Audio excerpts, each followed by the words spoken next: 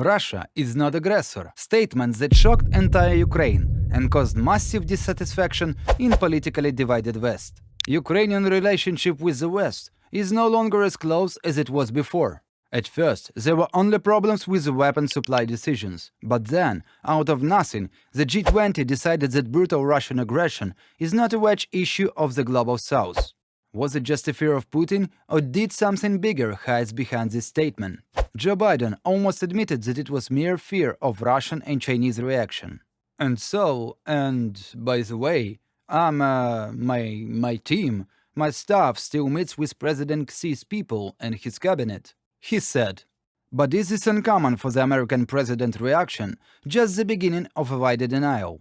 Currently, we see that after 1.5 years of the war, and seeing all the crimes Russia committed, they still do not recognize its actions as a genocide and try to conceal the harm the current war caused.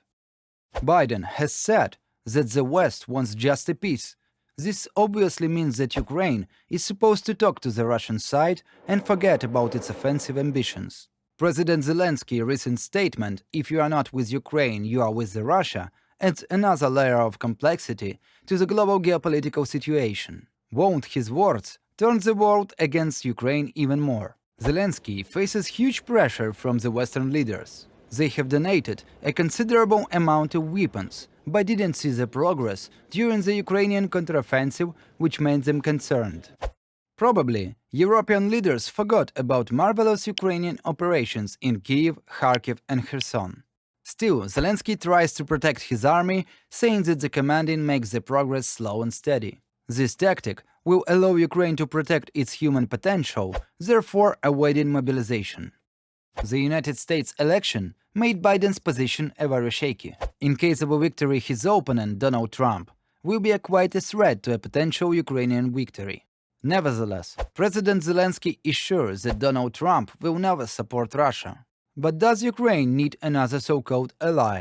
They already had one, named Elon Musk, who donated Ukrainian army several Starlink and then simply disconnected them in order to avoid escalation. Another detail adds a new angle to the situation. Reportedly, behind the scenes, Biden is getting ready to give Ukraine long-range ATACMS missiles. We see that America keeps postponing the release of weapons, but doesn't stop it completely. So probably, all these words that was said during the G20 summit are just an illusion before something bigger. Or the USA just want to wipe out Russia with a long-lasting war and destroy it economically. Share your opinions in the comments. While Ukraine seeks help from the West, Russia turned its head to the East. Reportedly, Putin already cooperates with President Xi. Now he has actively briefing Kim Jong-un. United States emphasize that this meeting might have a certain purpose. Putin wants to ask Korea for a weapon, and if this cooperation happens, the United States government will increase the sanctions. But we all know that Russia already learned how to trade while omitting them, so they are obviously not scared. But if being realistic, what actually worn out and isolated Korea can provide to Russia? The only armor they can produce is bullets and artillery shells. Will it stand against a highly technological weapon Ukraine keeps receiving?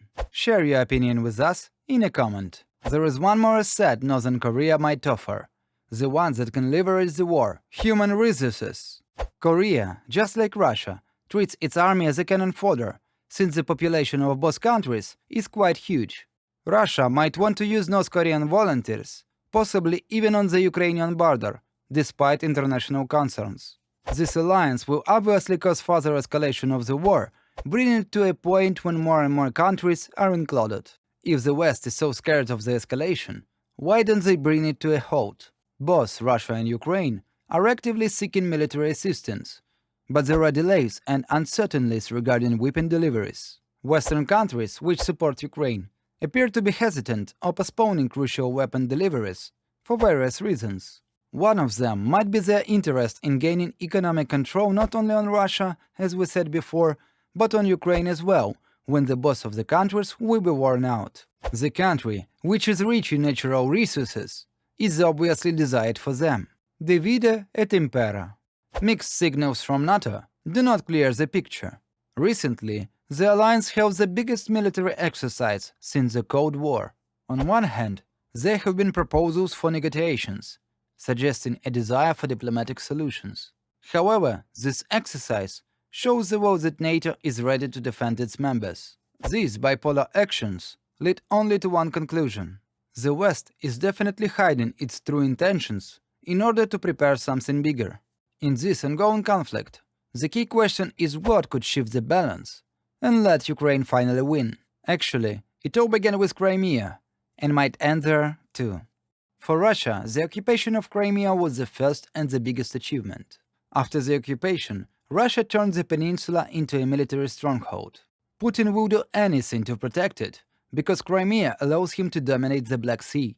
Their presence in Syria and Africa is supported by their control of the Black Sea as well. So that's why Ukraine's counteroffensive aims to cut the land road from Crimea to western Russia by advancing south from Zaporizhia to the Sea of Azov coast. So if Ukraine manages to achieve its counteroffensive objects, the direction of the war will change dramatically.